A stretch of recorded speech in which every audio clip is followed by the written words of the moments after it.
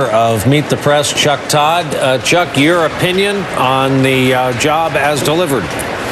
Well, what I said earlier was the words stemwinder and Hillary Clinton in speech are never probably going to be in the same sentence. To borrow a phrase from Mario Cuomo, you supposedly campaign in poetry, govern in prose. Well, the speech to me was a lot of prose, which in many ways is Hillary Clinton, right? She didn't go out there and try to be something she wasn't. Yeah. But it wasn't a speech that built on the momentum of Wednesday night. Wednesday night was speech night in many ways. There was a lot of great poetry from President Obama to Joe Biden and things like that. I think the two things that struck me about it, though, substantively, first of all, this is a very progressive agenda that she outlined. And if you think about this, I don't believe anybody on the set there, and I challenge you, Rachel, anybody else on that set, a year ago would have thought that she would give as progressive of a speech as she gave tonight. I think it's a speech that Bernie Sanders could have given if he were the nominee tonight.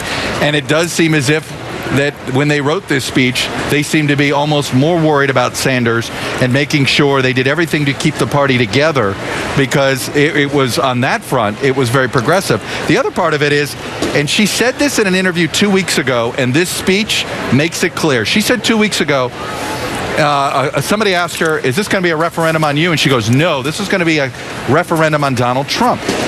Well, she made her speech about Donald Trump, the other half of her speech about Donald Trump. She made more references to Trump in her acceptance speech, 20, than Donald Trump made of her, just 9.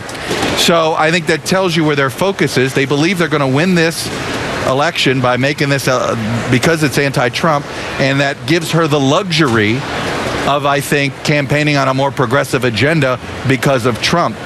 That appears to be the calculation they made.